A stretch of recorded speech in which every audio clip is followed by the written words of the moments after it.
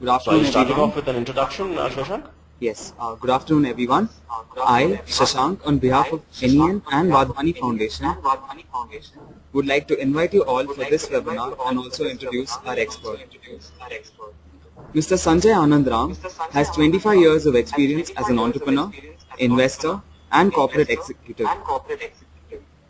As a passionate advocate of entrepreneurship, he's a mentor, board member, and occasional angel investor in startups in India and the US. He's a venture partner with Seed Fund, an advisor to Ojas Ventures, and is involved with social venture funds, Innovent and United Seed Funds. He has taught business plan workshop as visiting faculty at INSEAD Business School, Singapore campus, is a charter member of TiE Bangalore, where he coaches entrepreneurship acceleration and education initiatives, is a member of NASCOM initiatives in innovation and entrepreneurship, an advisor to NSR Cell in IIM Bangalore, a senior advisor to National Entrepreneurship Network, and has been a working group member of Indo-US Council on Entrepreneurship in Academia. Before I hand over the floor to Sanjay, here are a few reminders for the audience. You will all be on mute. You may ask a question by typing in the panel provided. Over to you, Sanjay. Great. Thank you, Shashank, and good afternoon, everyone. I hope you can hear me clearly. So, good afternoon, and welcome to this webinar on building an A-team. Excuse me. I'm told that almost all of you are entrepreneurs and are founders of your own startups, so congratulations. And I'm sure you will appreciate the fact that the number one challenge that stands between you and success is in building an A-team that will help you navigate the various hurdles that every startup faces. So what I have done is I have put up 5 points on my first slide. These are intended to essentially provide you guidelines, provide an umbrella to all the issues that I'm sure no doubt are plaguing you, and then thereafter hopefully have you use these as the templates for asking your questions or concerns that you are immediately faced with or that you grapple with on a daily basis. The first question is that usually most startups tend to have is, who do I hire? Invariably, when you start off by having your close friends, whether from college or whether from your company that you've been working in. You typically tend to start off by having the founding team comprise of people who you know very well. Thereafter, the network becomes slightly larger, again from your college or from your past working associations. You tend to find people. So then at that point of time, the question really isn't who do I hire, because you only hire those who you know and you know well, and who are more often than not social friends as well.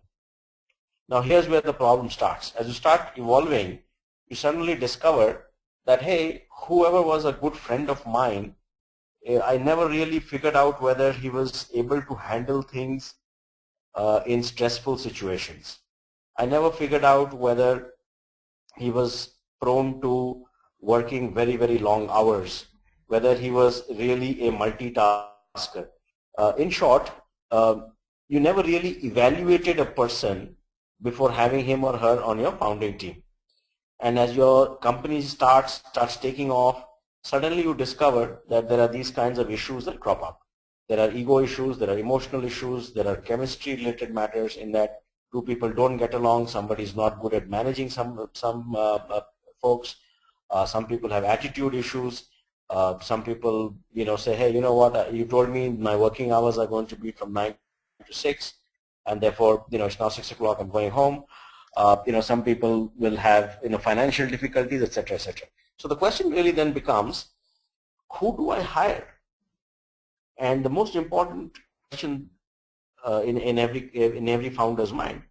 So principles first, you hire people who share your vision, your passion, and your goal, right? So there has to be what's called goal congruence. In other words, both of you must agree that I want to go from A to B.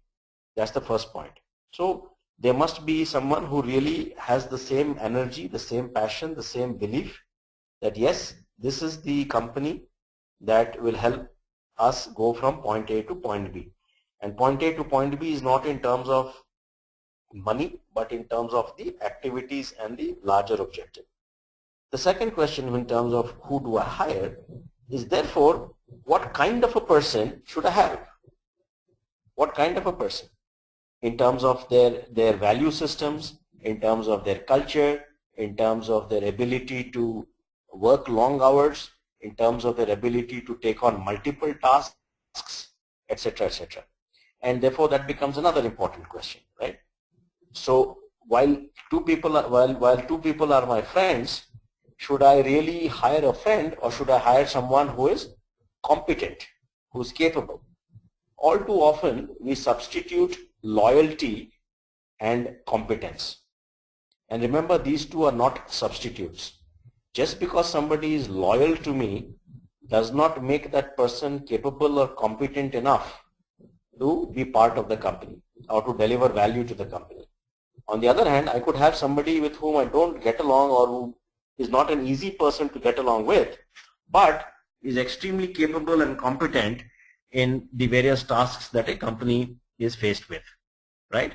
And therefore, making this trade-off is very, very crucial, and understanding that the best friends need not necessarily be the most capable or competent given the context of your startup, right? So those are some of the very crucial things you need to keep in mind as you talk about who do I hire. So once you're clear about the kinds of people that you want to hire, then you have to start worrying about what specific skills do I need to hire and what am I going to be paying for. End of the day, there's a cost, and the cost is something that you have to bear in mind very, very carefully. And what to hire, meaning what kinds of skills, what kinds of competencies. And therefore, remember that it takes more than one person to build a company. It takes different kinds of skills at different stages of a company. I presume since all of you are early stage and involved in technology, your number one challenge will be in finding the right kind of technical resources. Number two will be trying to find the product management, product marketing kinds of resources, sales, business development, right? These are all the kinds of in-house resources that you want to be able to hire. Now, how do you realize when do you need what kind of skill? All too often, technical founders just deep dive into what they're building and they think they have the answer. The most important capability in a startup, especially if you're building out something in the area of technology, whether it's mobile or the net or whatever, is to get people who understand the product management and product marketing kinds of capabilities, right? And these people are not easy to find, and therefore they will cost you an arm and a leg. And the other question that comes up is, therefore, what do I pay for? There's this wonderful developer, he's got 2 years of experience, but hey, he's going to cost me like 10 lakhs, right? So the question you should really ask is not whether it's going to cost you 10 lakhs, but the question is, having this person on your team, subject to that individual meeting the earlier criteria that was answered when I spoke about who do I hire in terms of passion, competencies, chemistry, attitude, and things of that nature. If it meets all of those criteria, then the question is, by having this individual on my team, is this 10 lakhs cost that I'm likely to incur over 1 year, is that going to pay off by having a really superior product experience available for my customers in, let's say, 6 months, as opposed to having 3 engineers or 2 engineers doing it in 9 months or 1 year? That's the evaluation. The second thing that you have to worry about is the person really excited by what I'm offering, by way of my company's vision, by way of the technology, by way of the roadmap? And therefore, if that person is really excited, then that person would be willing or should be willing to take stock or equity in the company in return for a discounted cash compensation. So if a person was making, let's say, 10 lakhs somewhere else, can I hire this person now for, let's say, 6.5 lakhs and some equity in my company, right? Because these are all early hires, and therefore the ability of the founder or the founding team to be able to communicate, convey the vision, the passion, the energy, the potential of the company, therefore becomes very, very crucial. And hence, one must realize that all of this boils down to relationships. What does that mean? People join people because they feel a certain connection. They believe that there is a certain bonding, that whether it is in by way of having known the individual, or by hearing good things about that individual, or by being excited by the passion and the goal. So relationships, maintaining relationships is very, very crucial. And in today's world, where there is social media, there are so many events happening all over the city, all over the country, there is access to international forums and the like, maintaining, building relationships excuse me, with different communities, whether they're different entrepreneurs, whether they're different user groups, whether different events and people that I meet, all of these are very, very crucial to be able to maintain. And one must have the ability to build relationships and network with people up and down the peer group.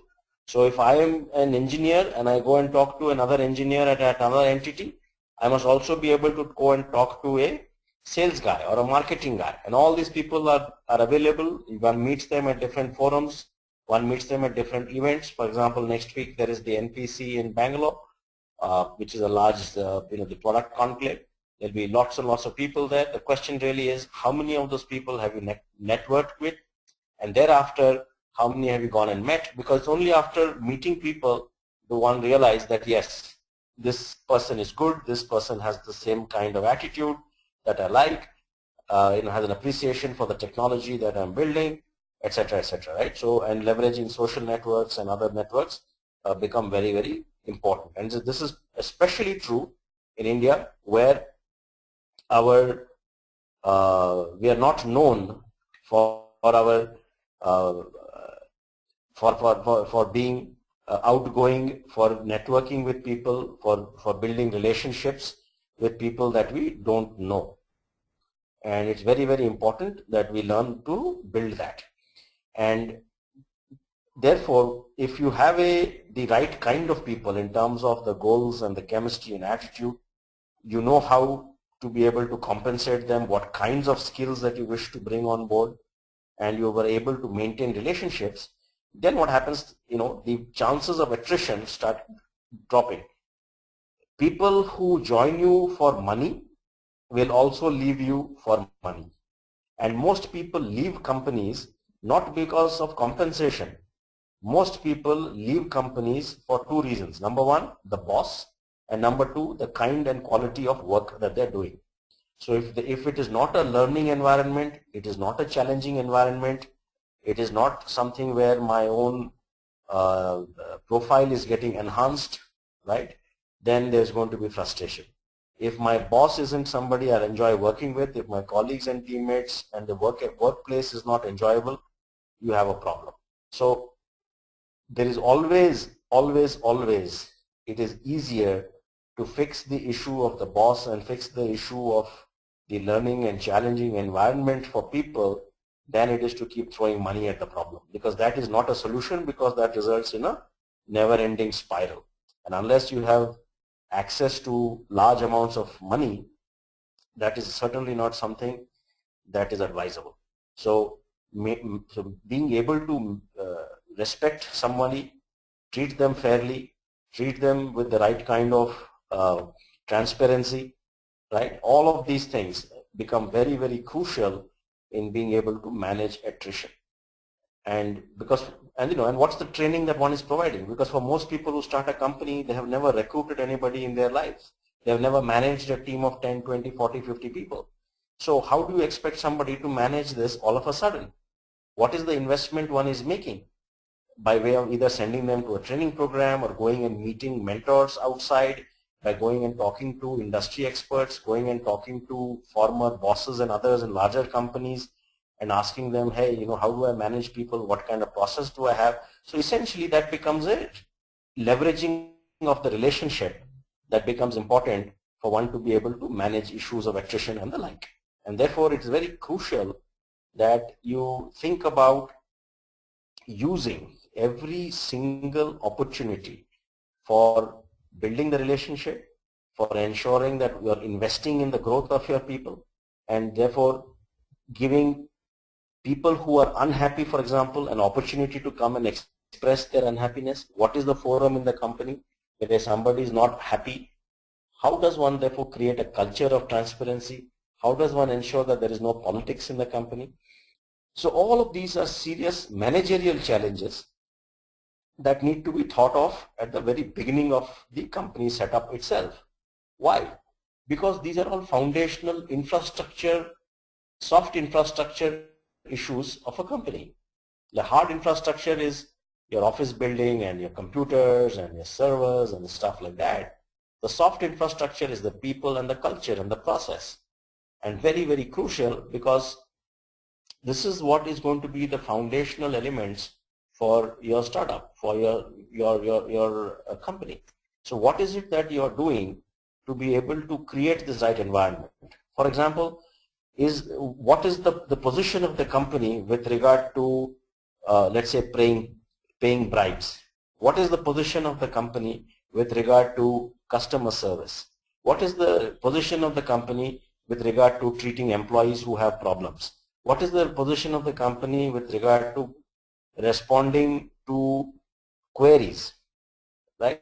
I mean, I know enough startups where there's a huge complaint, there's a lot of unhappiness because being a startup, they're resource starved, but there is no clarity on what the policy is on, let's say, travel.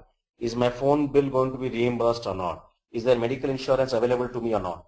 If I travel on work for business, what is the reimbursement I get? Okay, and very simple, small things. And then if I submit a reimbursement claim, that gets settled after 3 weeks or 4 weeks. So these are all problems that need to be addressed.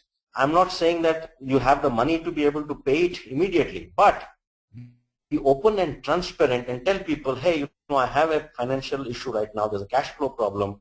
I will be able to pay you in the next 3 weeks or 4 weeks or 5 weeks, right? And recognizing, rewarding people for their work done. It can be a simple thing, 5 people, 10 people, all of you in the company get together, just go out, enjoy a nice beer once in a while, recognize, reward the contributions of each other, and today in the era of blogs and various other posts, acknowledge that, because people like to be acknowledged, people like to be told they're good. At the same time, be conscious and open and transparent to be able to give honest feedback that, hey, you know what, this is something that you need to improve upon, and be able to have these conversations. And these are very, very important, and all of these points I'm making are foundational points in that these are the ones that will help you build a robust company with a great culture that can be taken forward. And then as you grow forward, you have to deal with the issue of growth, right? How do you manage growth of people? Everybody wants to have a career growth. I joined this company as, let's say, a regular engineer. 5 years later, what am I doing? Am I still an engineer?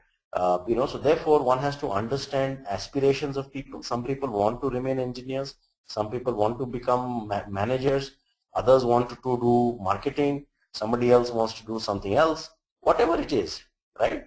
Keeping an open channel of communication at all times ensures that feedback is received.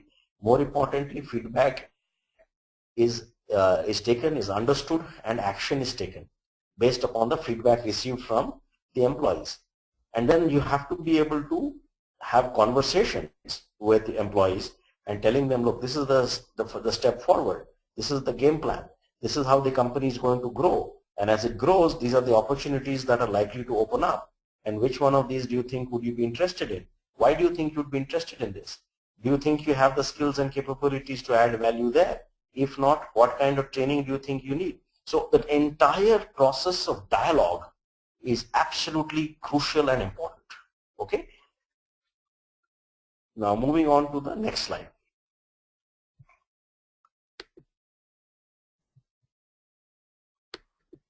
So what I've done is I've put a bunch of quotes here, quotes that I have personally read and heard, and ones that I think have a lot of value.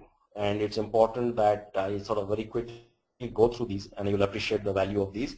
You can Google for it and read more about it, but fundamentally these are things that are important for you to keep in mind. You know, A-grade people hire A-grade people, B-grade people hire C-grade people. What does that mean? It means that you believe you are very good, then go and hire a very good person. Don't compromise and hire somebody who is worse than you. And typically you find that good people, people who believe they are very good, tend to hire good people. Good meaning competent, capable, with the right mixture of passion and attitude and all of that. Whereas those who are insecure, those who are the B-grade people, always tend to hire people who are worse off. So they want people who will only do stuff that is told to them, people without initiative, those they can command, those that they can control. So keep this thing in mind and say, you know what, it doesn't matter if this guy has an attitude, as long as his culture and his competence levels are fantastic, right? It is worth having this person on board versus having somebody with no initiative, with no competence, but only that he just listens to me and therefore I will hire him, right? So never ever make that mistake. Second, build a meritocracy, not a meritocracy. A meritocracy means, as the word says, mirror, right? Meaning don't hire everybody who looks and behaves and talks and smells and walks the same way. Let there not be uniformity in people in terms of capabilities, attitudes, and so on. So build meritocracy, meaning focus on people who have merit, who are capable, who are competent, and who want to strive and be recognized for their achievements. Not people who are absolute factory worker types where everybody is like on an assembly line doing exactly the same kind of job day after day and behaving, acting, talking, smelling exactly like each other, right? That does not build a healthy organizational culture. There has to be a culture of debate, there has to be a culture of diversity. That is how new ideas come, that is how arguments take place, that is how new ways of thinking and innovation occurs. So very, very important that you focus on that. Hire people who are better than you, and this can be something of a huge ego problem for a lot of folks. How can I hire somebody who's better than me? Then what will I do? So the question really therefore becomes, it's not therefore about what the company needs, it then becomes a question about me, my ego, and my role in the company, right? So always focus on getting somebody better than you, because that's the only way the company itself will evolve. The company itself will become better. And remember that what is good for the company is always good for you, but what is good for you need not be good for the company. Okay? And please keep that in mind. And hiring somebody who is better than you means that the company is likely to grow, and as the company grows, there are more opportunities for everybody. So therefore, it serves a far greater good. This one is a negative thing in the sense, never hire someone who knows less than you about what that person is supposed to do. It's sort of pretty self-explanatory and pretty obvious, but all too often we make that mistake. And finally, hire for attitude, train for skills. What does it mean? A lot of time you look at the way a job posting is put up and the kind of skills people are seeking, and you notice that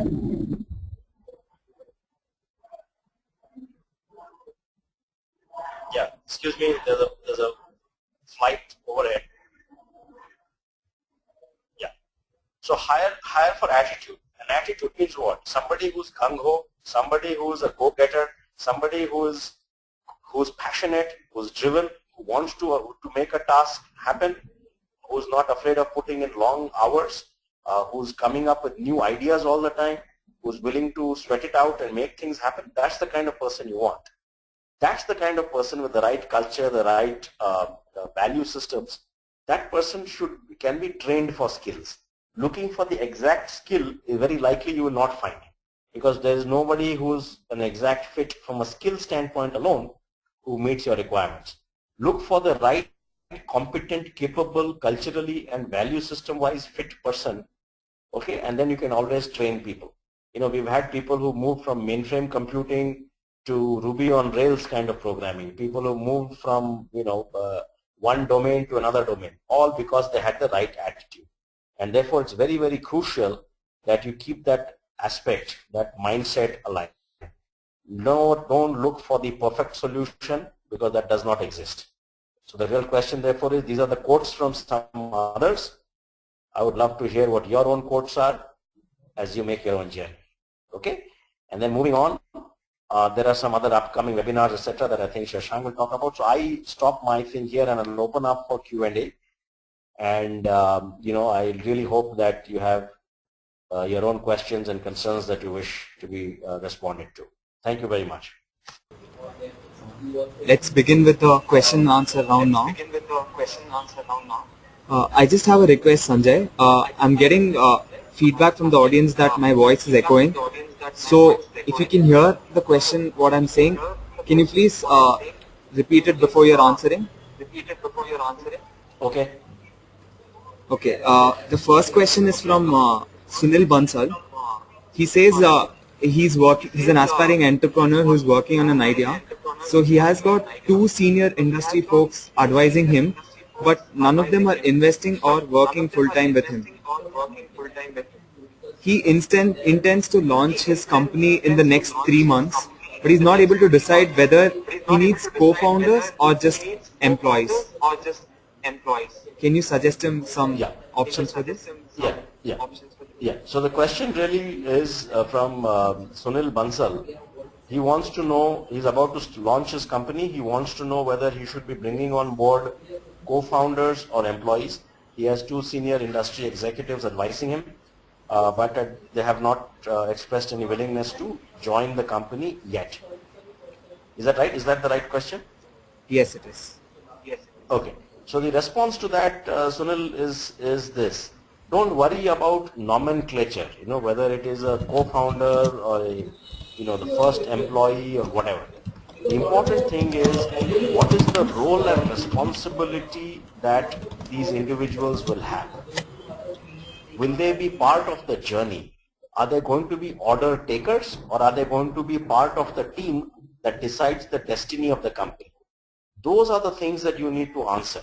What kind of people do I want? Do I want a team with me, or do I want order takers?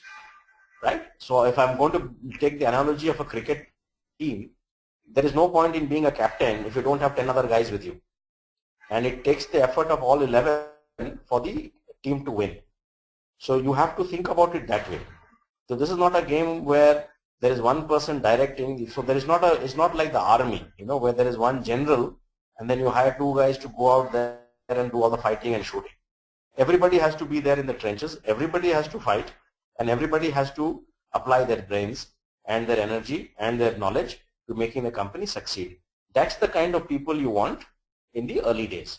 And whether you call him co-founder or not, that matters less, but it matters from one standpoint, your ability to attract good people, because who share your vision, who share your goal and your passion, will come on board if they believe that they are part of the decision making regarding the destiny of the company. Okay? The next question is coming up from Sachin Prakash. He wants to know how to decide how much share or percentage of equity should he share with his friend who's an employee who is working as a digital marketing expert. Yeah, see, and of course it depends on the stage of the company and all of that. I'm assuming that, so the question really is from Sachin Prakash. He wants to know how much of a stock on shares to give to a person who's working as a digital marketing executive as an employee in the company. It depends on the stage of the company. If it's a very young company that have just started out and this person is not participating in anything relating to the strategy or the growth of the company as such, it's very hard to throw out a number because one needs to understand the stage of the company that you're at and how crucial this function is to the company. And whether you're paying any cash at all to this person or it's a zero cash and only equity situation and so on. So one needs to know all of that before I can suggest or even think of giving a range. Maybe that question can be answered offline once some more details are provided. The next one is from Samit Kumar Biswas. He says he has a healthcare startup and is facing huge attrition.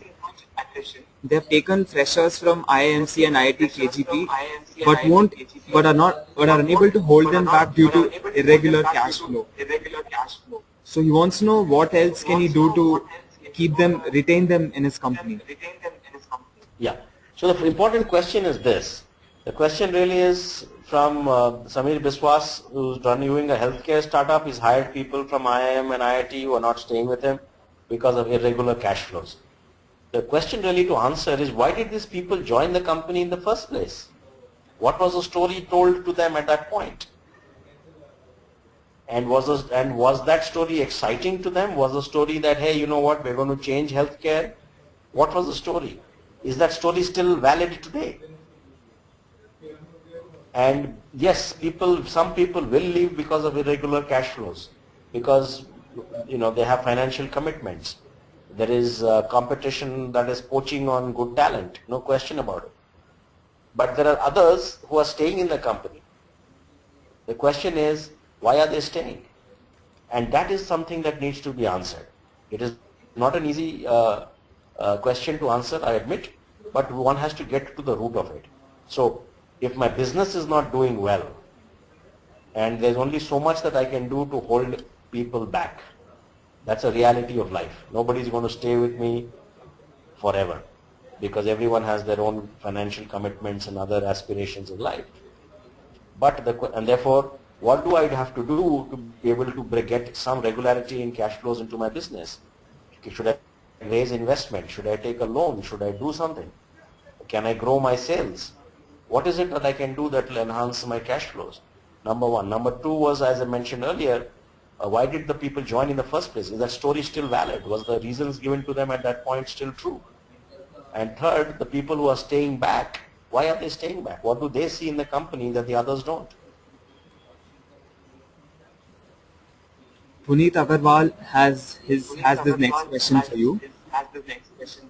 He says his is a family business and has never had a professional corporate setup. He anticipates his company to enter into the growth phase. Now he has a problem here because he thinks he's not good at interviewing candidates to select them. What can you suggest that he can overcome this problem? Yeah, so question from Puneet Agarwal, who's running a family business, entering a growth phase, wants to know how to interview professionals. The response is pretty straightforward. If you don't know something, you have to learn and get the support of those who know. So therefore, why not set up an interview panel with him and a few industry experts who are HR experts or people from the relevant domain that your family business operates in, and form an interview panel of 2 or 3 people. Ideally, I would suggest 3 people who form an interview panel, and then who will help you go through the process of understanding what kind of people you need, why do you need, how many people do you need, what kind of compensation you would have to provide, what kind of culture one needs to create to be able to retain these people, not just hire them. How do you therefore have growth programs for them? What kind of empowerment will these people have in the company? Is it still going to be a top-down driven company, or will they have freedom to operate? And number of issues are involved. So therefore, it is advisable to get have a small panel who will help set up all of these kinds of parameters, have clarity on it, then go out and find the candidates who can be interviewed by this panel. Mohammad Rajiv is a entrepreneur who's in a pre-venture stage. He has identified a few people to discuss his idea with him, and he's going to be meeting them soon. He wants to know what precaution should he take before disclosing his idea, or how does he go about discussing his idea and protecting it until the initial launch. Okay.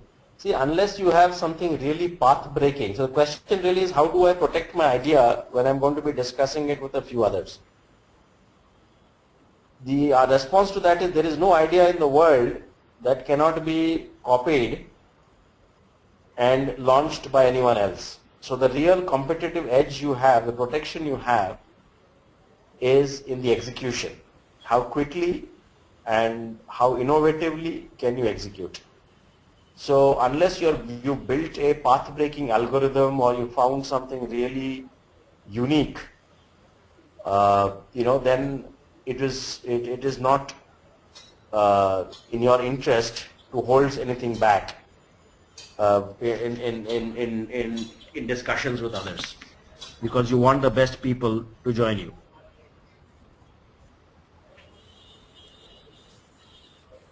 The next question is from Samir Nigam. He says he produces online learning content and learning management systems for large corporates in India. He is looking for hiring senior resources for specialist skills. He wants to know how to know whether the new hire is performing well in the first month itself. Because after that he feels it's a big drain of money waiting to know whether he is a good person or not. Okay, so what is one important thing is, in the first, it depends on who you're hiring and what kind of position is getting filled. If you're hiring salespeople, then giving a 1 month time window for evaluation is very low. In fact, it's very low for anybody. So therefore, having the right kind of what are called KRAs, key result areas. How do you measure a key result area? Who's going to do the measurement? And then the frequency of measurement, all that has to be understood. And then only should the hiring be done. And during the process of hiring, the individual who's being hired has to be made aware that this is the system, that this is what I expect you to be able to deliver in this kind of a time frame, with this kind of a margin, or with this kind of productivity, or whatever else it is that is expected to be delivered, so that there are no surprises on both sides. And once that agreement has been reached, then you draw out a monthly or schedule of deliverables and tasks and methods of monitoring and measurement, and maintain that and monitor it maybe once a week or so, but give it a reasonable amount of time. I would say at least 3 months before taking a call on whether to fire or to retain.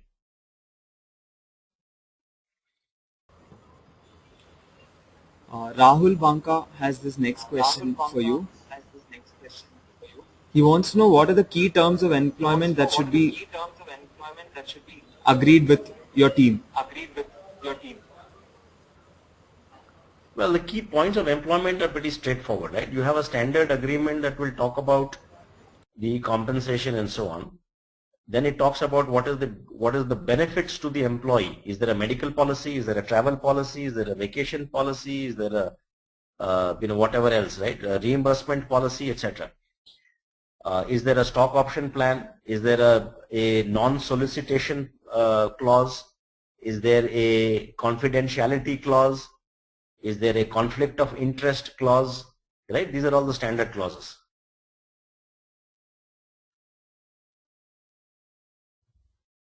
There's one popular question that is repeatedly coming up here again, I think. I'll be picking one of them from the list here. Kushal Aralihalli has a company in web applications. and he does not have enough funds to hire. So he wants to know how can he build a team with the little funds that he has for his company. See, and that's a tough problem, right? Because everybody has little funds. The question is this: if you have little funds and you are starting off on your very early stage, your number one selling tool is your passion and vision for the company. And what is it that you're willing to part with to attract the right person? Okay, and here's an example I will share with you. In 1981, a guy called Vinod Khosla started a company called Sun Microsystems. He wanted to hire the best hardware designer that existed in Stanford and Silicon Valley, a guy called Andy Bechtolsheim. Andy was selling hardware designs to anyone for $10,000 each. So Vinod Khosla with no money goes to him and says, Andy, I want you to join my company and this is what I'm planning to build. This is how I'm planning to build it, blah, blah, blah. And I want you to join. Andy Bechtolsheim told him, why don't you just take one of my designs? I'll give it to you, just pay me $10,000 and you use the design and build what you want to build. Vinod Khosla told him, I don't want the golden eggs. I want the goose that lays the golden eggs. Then Andy Bechtolsheim asked him, then what do I get? Why should I do that? Vinod Khosla gave up 50% of Sun Microsystems to attract Andy Bechtolsheim to join, right? So the question really therefore is, in your own mind, what's the value of having this person on your team? What is it you're willing to give up? And is your vision and passion strong enough? And are you able to sell and communicate it well enough for someone to join? And obviously you have to keep going around trying to raise money anyway to be able to fund these guys. Samir has another question for you.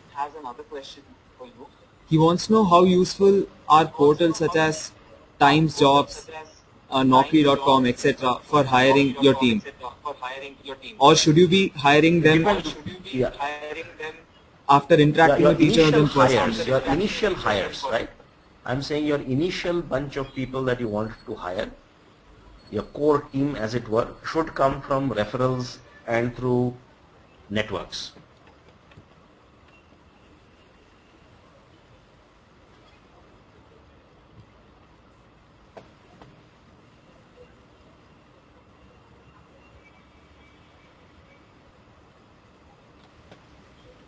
Hello?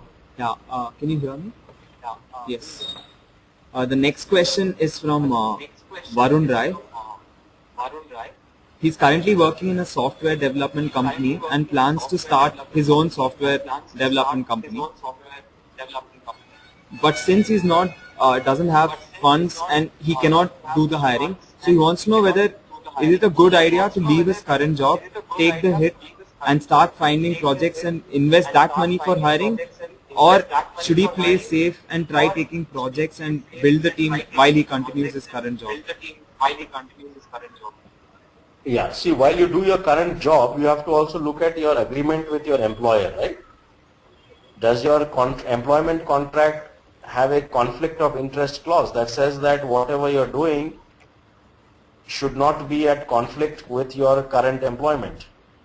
So if you're doing it, let us say, after office hours in an area that is not in conflict with what you are doing as part of your job, then I would suggest that you consider doing it outside of your office hours or working hours, in parallel.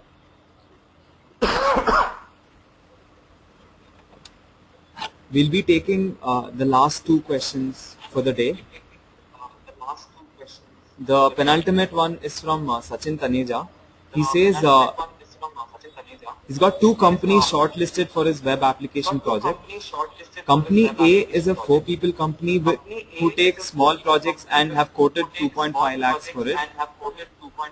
And company B is a big company with experienced professionals who are passionate about their work and also interested in his business idea.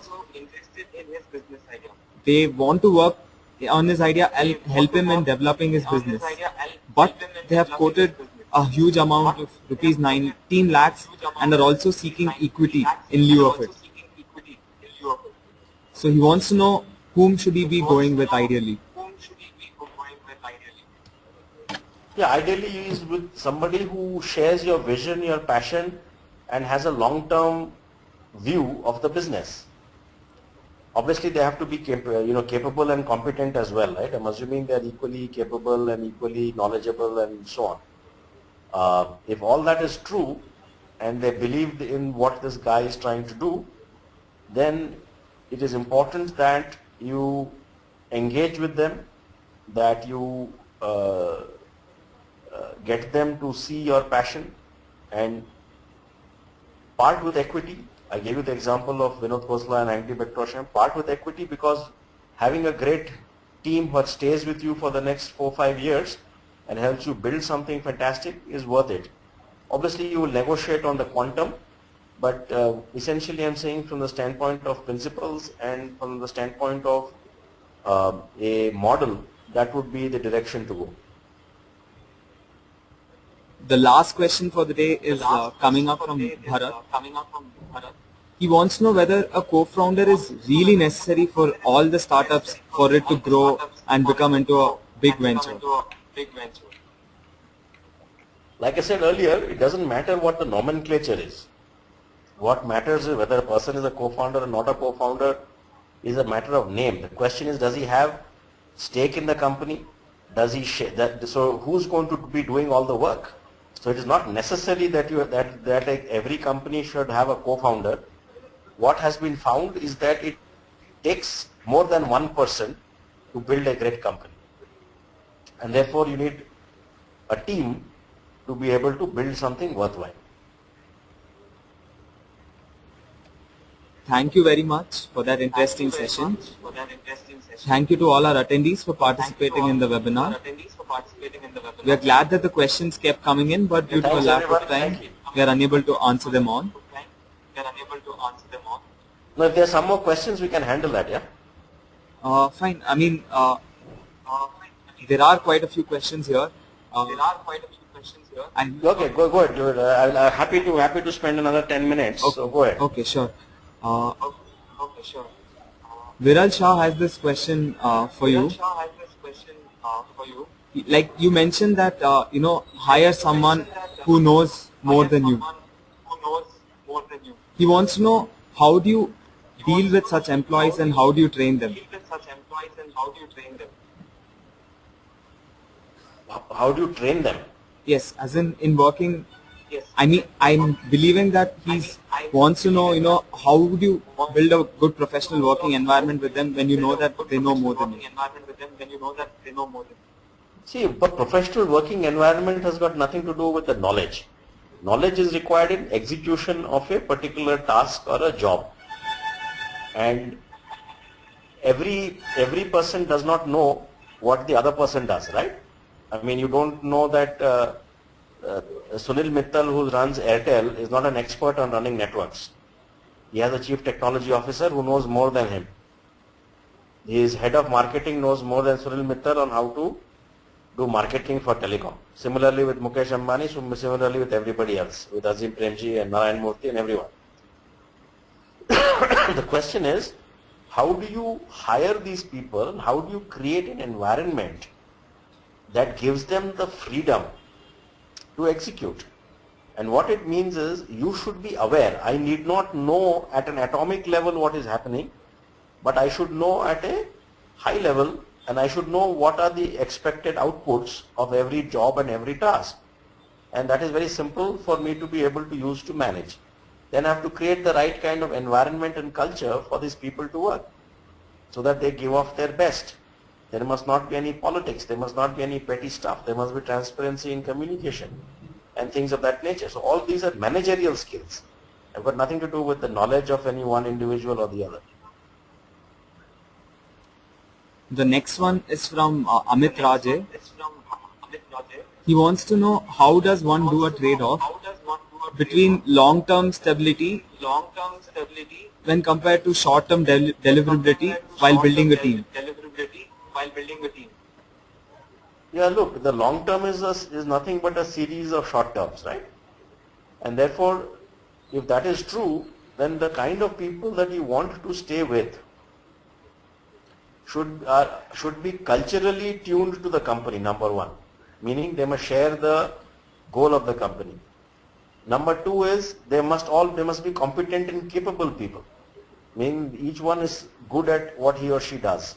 These are the two fundamental requirements.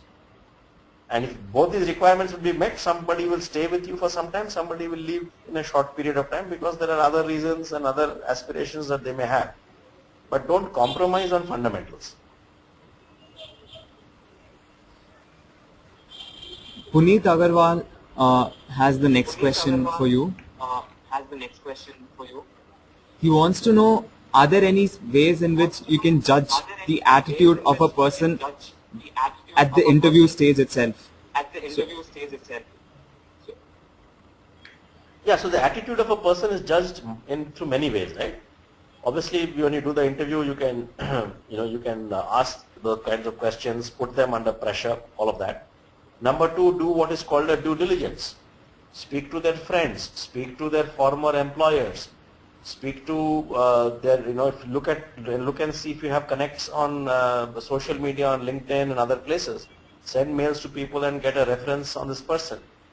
And you'll get if you spend time, you can talk to enough people who will give you a good idea of the person and knowing what questions to ask. How does this person behave under stress?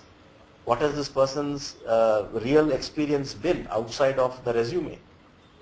What was the challenging things that he has done? What is the innovative things he or she has done? What is his team building capacity? If he's built a team, then why don't you talk to somebody who was part of his team?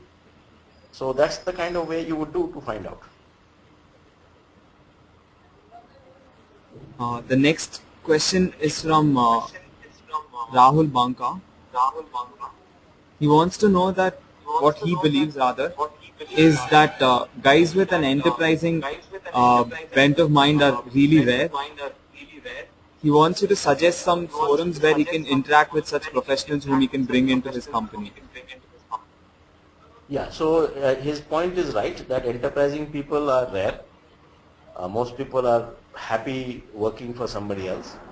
Being enterprising and having a gung-ho attitude, yeah. So you'll find such people in different forums. Typically, a lot of startup forums, startup organizations.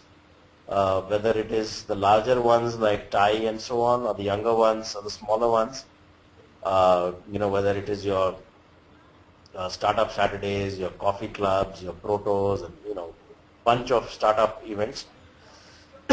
Excuse me. There are startup forums on LinkedIn. Go there, become friends with people, get talking. Go to events. There are a lot of events conducted by the likes of NEN, by the likes of Your Story, and the likes of Next Big Watch. So go and meet people. See, there is no shortcut to building a business that involves people. You have to go and meet people and use everything, whether it's physical, going to events, being present on media, social media, talking to people, connecting with them, speaking to them on the phone, getting reference checks done, all of those things. Use your contacts from college, use your contacts from your earlier workplace, do all of those things. The next, and I presume this could be our last question, this is from Ruchita Tembhare. He wants to know, are there any possible traits that can be looked into for top management recruitment? Traits for top management recruitment?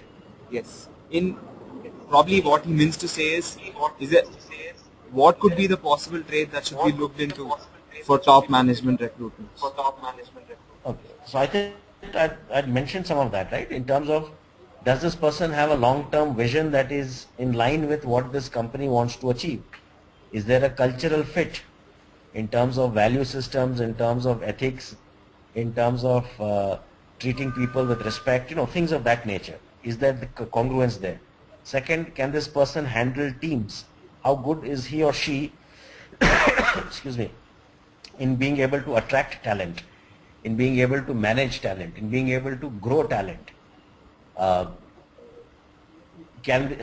does this person react under pressure? Can this person deliver on severely difficult time-bound projects? Is this person a good brand ambassador for the company? So these are all some of the things that you would want to look at. Thank you, Sanjay, for that session. I think will be winding up now. And thank you for all the attendees for participating too. You can tweet feedbacks at @NENindia. The recorded version of the webinar will be available at www.youtube.com/user/eClubNEN online by tomorrow. Also join us for our next webinar on how to create and build right motivational structures by Mr. Prashant Bhaskar on October 30th, 3 to 4 p.m. We also have some free workshops lined up for you entrepreneurs. There's a workshop on getting to market in Mumbai on 26th of October, one on company formation in Pune on November 23, and one on getting to market on the 30th of November in Bhubaneswar. Thank you once again and have a nice evening. Thank you everybody. Thank you very much.